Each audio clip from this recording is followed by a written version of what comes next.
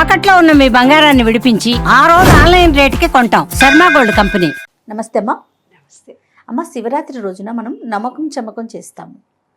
అయితే దీనికి సంబంధించి ప్రత్యేకమైన కారణాలు ఏమైనా ఉన్నాయా? విశ్వ నియమాల గురించి చెప్తారు కదా మీరు, దాంట్లో ఏమైనా సూచించబడిందమ్మా? ఎస్, ఈ విశ్వము అంటేనే దేవుడు. విశ్వము అంటే వేరే ఏమీ కాదు. మీరందరూ దేవుడు అంటున్నారు, నేను విశ్వం అంటున్నారు అంతే. అంటే పంచభూతాలతో నిర్మితమైంది ఈ విశ్వం కాబట్టి ఈ విశ్వము అంటున్నాను నేను. మన శరీరంలో కూడా పంచభూతాలు ఉన్నాయి ఏమ్మా. ఫస్ట్ది మూలాధారము, భూమి. భూమిలో ఏమి విత్తనము వేస్తే ఆ మొక్కే వస్తుంది. ఆ మొక్క వస్తుంది కదా. ఆ మొక్కకి నీరు పోయాలి కదా. తర్వాత ఉండేది స్వాధిష్టానము, నీరు మన బాడీలో. మొదటిది భూమి, రెండవది నీరు. నీటికి నీరేసి మొక్క విత్తనం వేసావు, నీరు పోసావు, దానికి ఏం కావాలి? సూర్యరశ్మి కిరణాలు కావాలి. అది అగ్ని, అవునా? ఇది అగ్ని, సూర్యుడు, రంభి అక్షరం. దాని తర్వాత ఏం కావాలి? తర్వాత గాలి, అనాహతం. తర్వాత ఆకాశం కావాలి. ఇవన్నీ 5 మనలో ఉన్నాయి, ఈ విశ్వంలో కూడా ఉన్నాయి. బయటని ఒక విత్తనాన్ని వేస్తే చెట్టు కావాలంటే పంచభూతాల నుంచి వచ్చింది అని నువ్వు చెప్తున్నావు. దాన్ని నేను విశ్వము అంటున్నాను, నువ్వేమో మొక్క అంటున్నావు. మన శరీరంలో ఏ థాట్నైతే విత్తనాన్ని నువ్వు మూలాధారంలో వేస్తావో అది మహావృక్షమై వస్తుంది. థాట్, ఫీలింగ్, బీజాక్షరము, బీజము, అక్షరము, థాట్.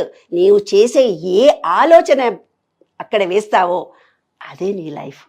ఇవాళ నేను కష్టాలు అనుభవిస్తున్నానని 100 మంది 1000 మంది చెప్తున్నారే, వాళ్ళ థాట్ ఫీలింగ్లో కష్టాలనేవి అనుభవిస్తామని థాట్ ఉంది కాబట్టి అనుభవిస్తున్నారు. ఎందుకంటే మూలాధారంలో విత్తనం వేశారు. అంటే మనవి ఇలా ఉంటుందని శాస్త్రం చెప్తోంది. సహస్రార చక్రం నుంచి నీ థాట్, ఫీలింగ్, బ్రీతింగ్ ఏదైతే ఉందో విశ్వం నుంచి ఎనర్జీ లోపలికి రాకుండా ఇన్ని ఆపుతున్నాయి నీకు. ఆపకుండా ఉండేదే మెడిటేషన్. ఆ మెడిటేషన్ ప్రక్రియను పూర్వీకులు శివుడికి అభిషేకం చేయడం నేర్పించారు మనకి. శివలింగము అనేది ఒక ఎనర్జీ కలిగినటువంటి దేవుడు అనమాట. సాలగ్రామాలను పూజిస్తారు విష్ణు భక్తులందరూ సాలగ్రామానికి. శివలింగం ఒక్కటే ఉండేది ఒక 50-60 ఏళ్ల క్రితం. ఇప్పుడు రూపాన్ని ఇచ్చారు. మనలాంటి కొంచెం అమాయకులమని దేవుడి రూపాన్ని చూస్తే వీళ్ళకు ఒక రూపాన్ని చూస్తే ఇప్పుడు పిల్లల టెక్నాలజీ చదువులో కూడా మార్చాం మనం. ఎందుకంటే సబ్జెక్టు చెబుతూ పోతే పిల్లలకు రావటం లేదు, ప్రాక్టికల్గా చూపిస్తే వాళ్ళకి ఎక్కువ అందుతుంది అని. అట్లాగే మన పూర్వీకులు మన గురించి ఇప్పుడు ఈ దేవుళ్ళు రూపాలు అన్నీ తయారు చేసి మనకు పెట్టి పూజా విధానాన్ని పెట్టారు. పూర్వకాలము శివుడికి అభిషేకం చేసేది నమ్మకం జమకమే ఉండేది. నమ్మకము అనేది భగవంతుని నుంచి, అయినా ఈ విషయంలో అన్నీ రావాలి అనేది. చమకం అనేది నాకే ఇవి కావాలి అని అడగడం. అంటే బయట ఉండే పంచభూతాలను గుర్తు చేసుకోవడము, మన శరీరంలో ఉండే పంచభూతాలను యాక్టివేట్ చేయడం. ఆ శివుడికి అభిషేకం చేసిన తర్వాత ఆ పంచామృతాలనే తాగుతారు. కాబట్టి పంచభూతాలతో మన శరీరం యాక్టివేట్ అవుతుంది. దాంట్లో గమకం చమకంలో ప్రతి అక్షరం మీద మేము చదివి తెలుసుకున్నాను. నేనేం పెద్ద శాస్త్రవేత్తను కాదు, కానీ అనుభవం ద్వారా తెలుసుకున్నది ఏంటంటే, ఫస్ట్ ఈ భూమి విశాలంగా ఉన్నటువంటి భూమి శివ, మంచి మంచిగా ఉండాలి, భూమి అందరికీ రక్షణనివ్వాలి, చల్లగా ఉండాలి భూదేవి అని చేసే మంత్రంలో ఒక బీజాక్షరంలో. తర్వాత రెండోది ఈ జాలరులందరూ బాగుండాలి, అంటే నీటిలో పట్టే జాలరులందరూ మంచిగా ఉండాలి, అంటే నీరు మంచిగా ఉండాలి. అట్లాగే ఈ విశ్వంలో ఉన్నటువంటి గాలంతా బాగుండాలి. తర్వాత ఆకాశం అంతా బాగుండాలి.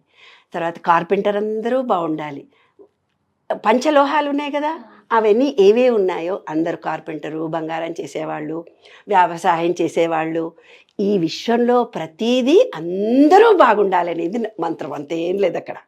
అందరూ బాగుంటేనే సమాజం. అందులో మనం ఉన్నాం కదా. సమాజం అంటే ఏంటి? అన్నీ ఉండాలి మనకి, అందరూ ఉండాలి. ప్రతి వాళ్ళని తలుచుకొని చేసేదే నాన్న అది నమ్మకం. చమకం అంటే ఏంది? నాకు ఇది కావాలి అని అడగడం. ఏమడుగుతున్నాం మనం? నా శరీరంలో ఉండే భూమి మంచిగా, బౌన్స్ మంచిగా ఉండాలి. మళ్ళీ నా శరీరంలో ఉండే నీరు ఈ విశ్వం నుంచి వర్షాలు కురవాలి. ఈ నీరు ఆవిరైపోయి వర్షం కురవాలి. వర్షాలు మంచిగా వస్తే నాకు ఆహారం లభిస్తుంది. సూర్యుడా, నా శరీరంలో తేజస్సునిచ్చి మంచి కలర్స్ ఇయ్యి, నాకు సూర్యరశ్మి కిరణాలు నా శరీరానికి మంచిగా పడుతున్నాయి. మనం రిక్వెస్ట్ చేయాలి. మనమేమో అవి బాగుండాలి, సస్యశ్యామలంగా ఉండాలని ఫస్ట్ కోరుకుంటున్నాం. చమక నాకు ఇవి కావాలని మనం అడుగుతున్నాం.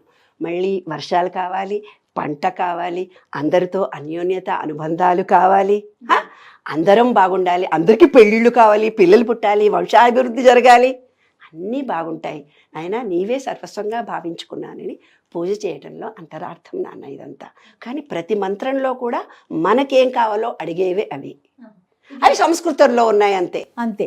ఇది ఎవరైనా ఎప్పుడైనా చేయొచ్చు, ఎవరైనా చేసుకోవచ్చు, ఎప్పుడైనా చేసుకోవచ్చు. ఇప్పుడు పూజారులు వచ్చే చెయ్యాలి అని కూడా లేదు, యూట్యూబ్లో అన్నీ వస్తాయి, ప్రతి వాళ్ళు చేసుకోవచ్చు. ఎందుకు చేసుకోవచ్చో చెప్తాను. ఇందులో ఫస్ట్ మనకు పూజారులు చెప్తారు మగవాళ్లే చేయాలి, ఆడవాళ్ళు నీళ్లు కూడా పోయొద్దని. మా ఇంట్లో జరిగినా కూడా నన్ను పోయినీయడు ఆయన పూజారి. అంత అయిపోయినాక వచ్చి పోదులేమ్మ పక్కన కూర్చో సార్ పక్కన అంటాడు. అలా ఏమీ లేదు నాన్న. పనిసరి పరిస్థితుల్లో పురుషులు చేయొచ్చు, స్త్రీలు చేయొచ్చు, పిల్లలు కూడా చేయొచ్చు. స్త్రీని ఎందుకు రావద్దు అన్నారంటే ఆమె శారీరకంగా బలహీనురాలు. ఎందుకు, మనకు హార్మోన్స్ మధ్య మధ్యలో పీరియడ్స్ వస్తుంటాయి.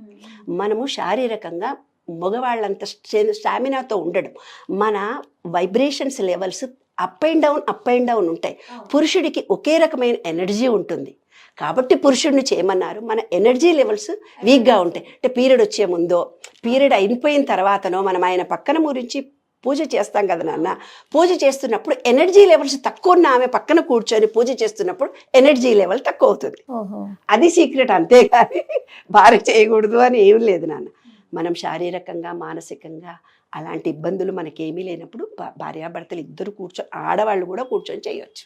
ఇందులో నేను సైంటిఫిక్గా ఆలోచించాను కాబట్టి నాకు ఈ విషయం తెలిసింది. పూర్వీకులు మనకు చెప్పినందులో అంతరార్థం అది. అప్పుడు వాళ్ళు ఓపెన్గా చెప్పలేదు, భార్య అభిషేకం ఆడోళ్ళు చేయొద్దు అని అన్నారు, కానీ దాని వెనకున్న సీక్రెట్ ఇది. అది సైంటిఫిక్గా ఇదనమాట. మనము హార్మోనల్ ఇంబ్యాలెన్స్తో ఉంటాం కాబట్టి మనము అంత శక్తిని ఆవాహనం చేసుకున్నప్పుడు మనం నిలదొక్కుకోగలుగుతామా, లేకపోతే నెగిటివ్ ఎనర్జీ ఆ చుట్టూ ఎక్కువ వస్తుందా, అందుకని చెయ్యకమ్మా అని అన్నారే తప్ప చెయ్యొద్దు అనేది ఎక్కడ లేదు నాకు తెలిసి. నా పరిజ్ఞానం వరకు మాత్రమే. రైట్ అమ్మా, సంతోషం. నమస్తే.